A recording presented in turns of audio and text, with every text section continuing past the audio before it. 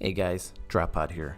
Whether you're a devoted fan or a series newcomer, you'll want to know why Metro Exodus is shaping up to be one of 2019's best story-driven shooters around. Here are 5 things you need to know about Metro Exodus. First up is the ability to modify your weapons and craft items in the field.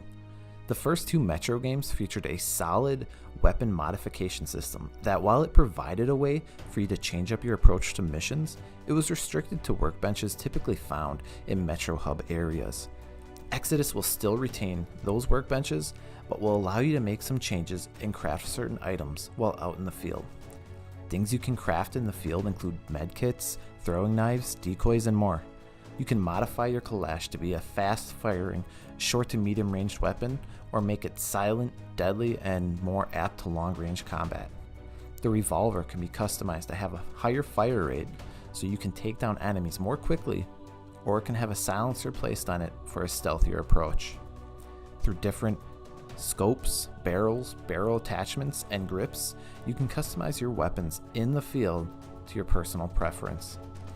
Workbenches will still be needed to craft other items like filters and ammunition. Your weapon will also build up dirt, which will affect its accuracy and damage, while also making it more prone to jamming and overheating. This can be taken care of at any workbench scattered throughout the levels. Up next is downloadable content. I know this is a touchy subject, as a lot of larger publishers and developers have adopted a more greedy approach, one in which it doesn't seem like they value the gamer's opinion or budget.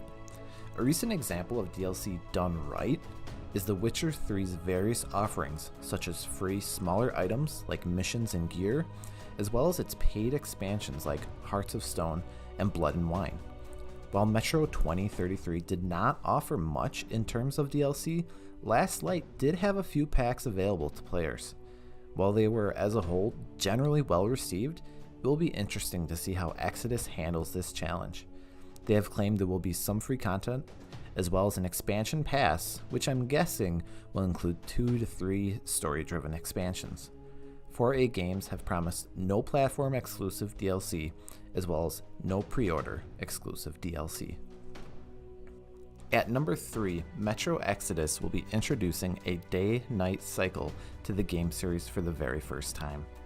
The previous entries in the series have had brightly lit levels in addition to their typically dark and atmospheric interior levels, but never have we been able to see both in the same environment.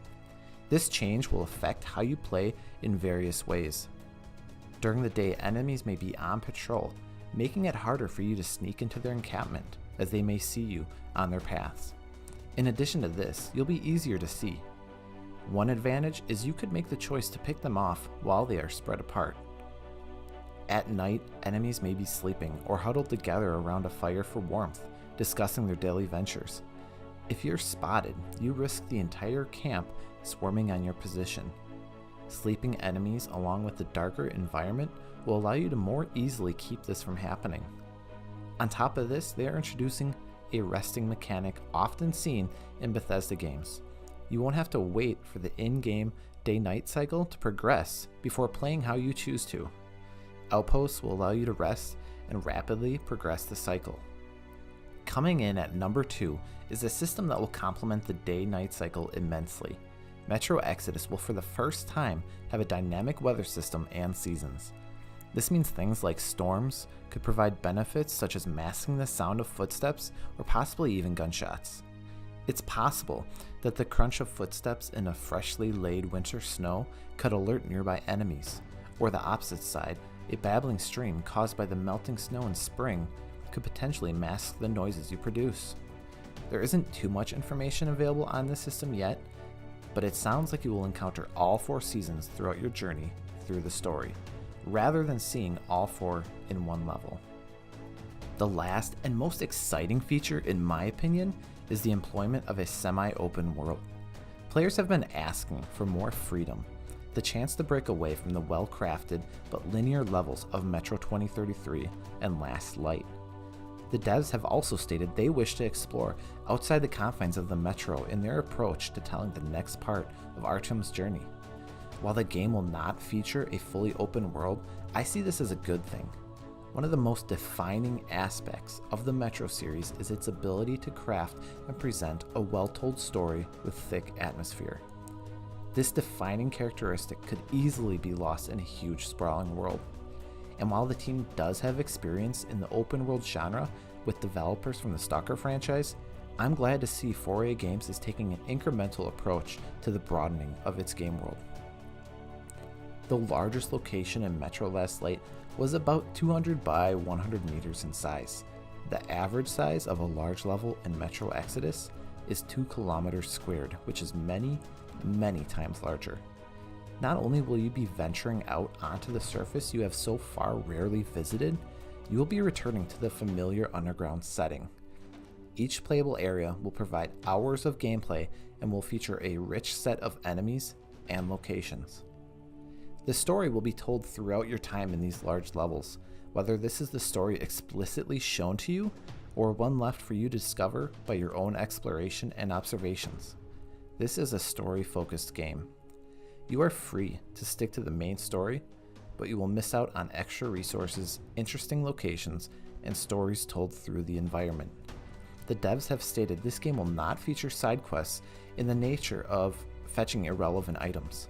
You won't be asked to gather 10 rabbit pelts, but you might be given a key that unlocks a door in some strange location. What lies behind this door? You must make the decision to venture down that path if you so choose. There you have it, my top 5 things you need to know about Metro Exodus. If you couldn't tell, I am quite excited about this game. Honestly, the more I research the game, the more interested I become. So far, 4A Games has done an incredible job with their Metro game series, and I'm excited to see what Exodus does for not only the story of Artyom, but to see how it solidifies 4A Games' status as an underdog studio making excellent games. All this week, the team at 4A Games will be revealing news or unpublished features on their Metro Twitter account, with one reveal each day. Next week, I'll be discussing these 5 new reveals and considering if they would have made this top 5 list. Speaking of that, what are you guys looking forward to? If you enjoyed this video, don't forget to hit that like button, subscribe, ring a bell or something, etc, etc. As always, this has been a top 5 list by me, your host, DropPod Gaming. And hey, thanks for dropping in.